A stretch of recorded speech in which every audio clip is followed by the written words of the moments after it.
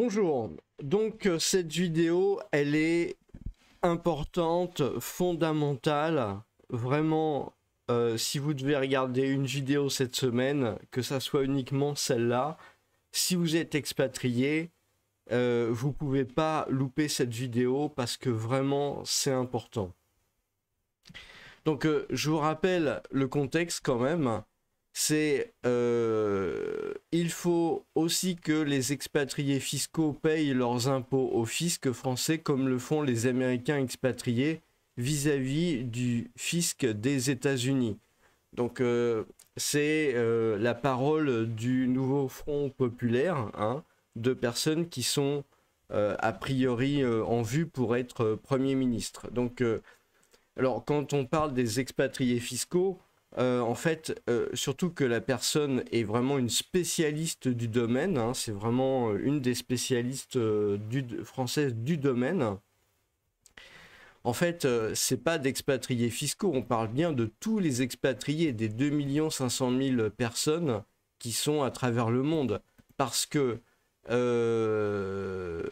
il n'est pas possible de ne pas savoir à ce niveau de compétence que, comme le font les Américains expatriés vis-à-vis du fisc des États-Unis, ce sont absolument tous les Américains. Et c'est pour ça que je vais vous montrer cette vidéo. Elle est ultra importante, vraiment, et c'est pas du buzz ou quoi que ce soit. J'avais fait une vidéo comme aux USA, expatriés, impôts 2,5 millions. Donc j'expliquais pourquoi vous étiez concernés. Je veux pas que cette vidéo elle dure trop longtemps, hein, parce que elle est vraiment extrêmement importante. Mais néanmoins, voilà ce que je veux vous montrer et qui est très important. Et il faut que vous alliez absolument voir cette vidéo. Donc que je vous explique. Le titre de la vidéo, hein, c'est « À quoi ressemble un Américain à l'étranger avec les impôts ? La double imposition ». Donc, dans cette vidéo qui fait à peu près 20 minutes en anglais, il faut reconnaître que la personne parle très rapidement, en tout cas beaucoup plus rapidement que moi. Bon, ça, il n'y a pas de difficulté à parler plus rapidement que moi, je le sais. Mais lui, il parle vraiment très très vite l'anglais. Mais vous avez une version traduite qui est importante. Donc la personne s'appelle Evan Edinger. Il a pratiquement 800 000 abonnés, donc c'est quand même pas n'importe quoi. Il a fait une vidéo qui a fait à peu près 370 000 vues. C'est une vidéo américaine, hein, et il a publié cette vidéo il y a 4 ans, donc c'était en 2020. Mais les choses n'ont pas changé, hein, de toute façon, les choses n'ont pas du tout changé. Et j'ai écouté cette vidéo, bon, je suis suffisamment... mon niveau d'anglais me permet d'écouter directement ce qu'il a à dire, et j'ai été soufflé. J'ai vraiment été soufflé par ce que dit cet Américain, sur son pays à propos des impôts. Et si vous voulez, c'est vraiment important et fondamental que vous regardiez la vidéo de ce gars-là. Il y a les sous-titres, hein, c'est possible de mettre les sous-titres. Vous voyez, vous cliquez sur ce petit bouton ici, vous allez avoir les sous-titres en français. C'est vraiment important de bien écouter toute la vidéo jusqu'à la fin, mais vraiment, hein, parce qu'il y a tellement de choses importantes à écouter, à comprendre. C'est tellement important, il faut vraiment pas que vous loupiez ça, parce que faut pas vous faire d'illusions. Un jour ou l'autre, la question de taxation des expatriés, elle revient de toute façon régulièrement sur le tapis, et avec des idées toujours plus délirantes les unes que les autres. Donc c'est important de savoir exactement de quoi on parle. Il faut comprendre un peu l'enfer dans lequel il y a... Je ne savais pas qu'il y a 9 millions d'Américains qui sont expatriés, mais en fait, il y a 9 millions d'Américains qui sont expatriés et qui doivent donc à chaque fois remplir 2 feuilles d'impôt, une pour leur imposition locale, de ce qu'ils gagnent donc dans le pays. Là, en l'occurrence, il est en Angleterre, au UK, Et ils ont aussi la même chose à remplir, hein, sur tous leurs revenus mondiaux pour les États-Unis. Et à chaque fois, il doit faire pareil. Et il explique en fait dans quelle espèce de toile d'araignée il est pris avec ça. Et depuis, il explique aussi, hein, depuis un certain nombre d'années, donc c'était il y a pas mal de temps, il y a eu comment dire, des réformes qui ont été passées par Obama à l'époque. Et depuis, il y a beaucoup d'Américains expatriés finalement qui demandent à changer de nationalité, c'est-à-dire qu'ils veulent la déchéance de la nationalité américaine pour pouvoir aller dans un autre pays.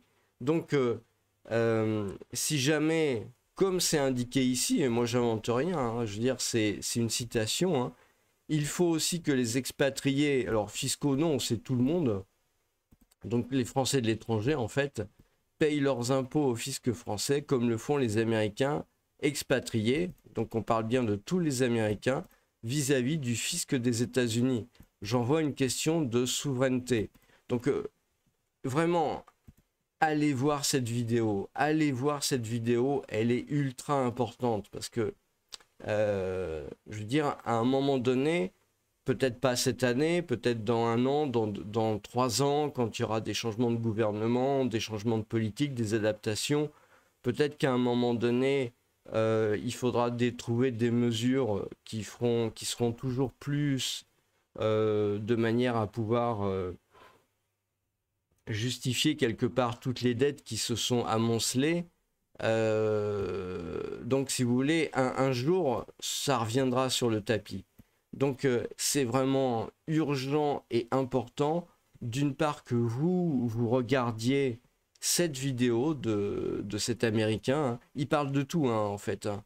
Il parle des exemples, il parle des différentes... ce qui se passe dans son pays d'accueil, il se passe le mariage, s'il se marie, si son enfant, qu'est-ce qui se passe son enfant qui va devoir de l'argent, enfin c'est clairement un cauchemar, quoi. C'est vraiment un cauchemar. Donc ça, je vous avais déjà expliqué, hein, que c'était un cauchemar pour les Américains qui étaient expatriés et qui voulaient trouver une banque. Donc c'est vraiment quelque chose d'extrêmement catastrophique pour des gens comme lui, quoi. Je veux dire, des gens comme nous, des gens normaux, pas... Parce que les 1% des plus riches, eux, ça leur pose pas de problème, hein. Le problème, c'est surtout qu'on veut faire en sorte pour que ce soit les gens du commun, les gens qui ont pu partir à l'étranger, eh bien à ce moment-là, les rattraper et leur appliquer ce que vous allez voir dans cette vidéo. Je veux dire, encore une fois, hein, comme le font les Américains vis-à-vis du fisc des États-Unis. Donc, quand vous allez écouter cette vidéo, comprenez que un jour, vous pouvez très bien vous retrouver à la place de ce gars-là. Et il ne faudra pas venir pleurer si vous n'avez pas écouté cette vidéo, la vidéo de ce gars-là avant. Donc, c'est vraiment important. La vidéo que je fais, que vous êtes en train de regarder, postez-la sur Facebook, sur tous vos réseaux sociaux, etc., pour que les gens comprennent bien de quoi ils retournent, hein, de quoi ils retournent. Les choses ne sont pas pliées en France, hein.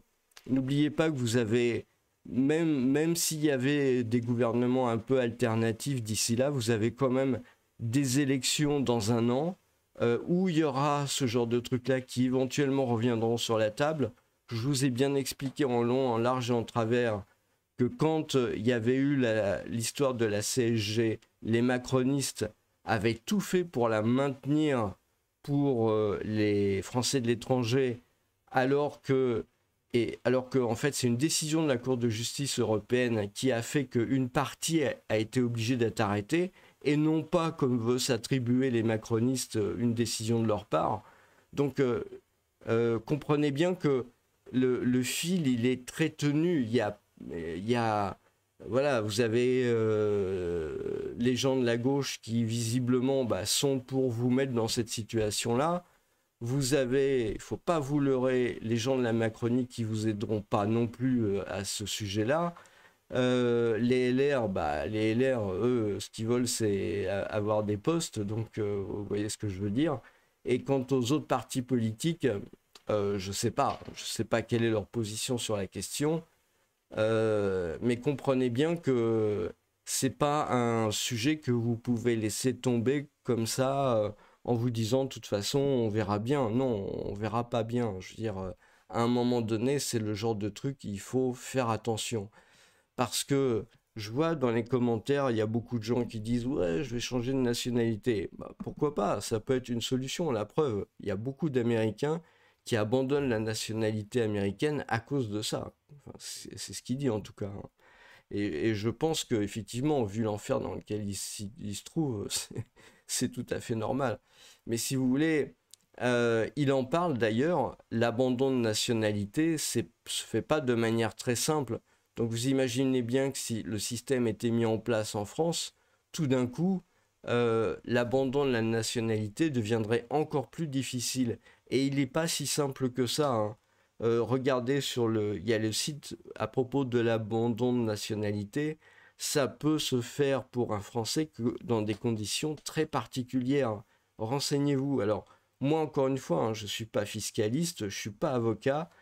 Je vous présente uniquement les choses que je vois et je n'ai pas vraiment de conseils à vous donner sur le sujet, hein, parce que moi-même, je ne suis pas spécialiste. Si je devais prendre des décisions, bah, je consulterai des spécialistes sur le sujet. Mais voilà, notez bien aussi qu'à un moment, il parle des spécialistes qui sont très contents que ce genre de loi soit passé parce que ça leur permet d'avoir plus de consultations, plus de business, etc. Donc voilà, c'est vraiment très très particulier, hein. Je veux dire, je savais que c'était pas cool, mais si ce genre de truc est appliqué en France, là vous allez carrément avoir peur, hein. Donc je vous en supplie, allez voir cette vidéo, prenez la patience d'écouter. L'anglais est peut-être un peu, il parle vraiment très vite. Et l'anglais est peut-être un peu difficile, mais c'est traduit et ça vaut vraiment le coup, quoi.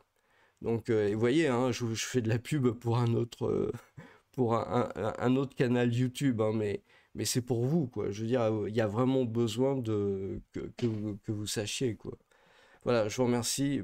Bonne journée et surtout, écrivez-moi en commentaire ce que vous en pensez, tout ça. Voilà, je vous remercie. Au revoir.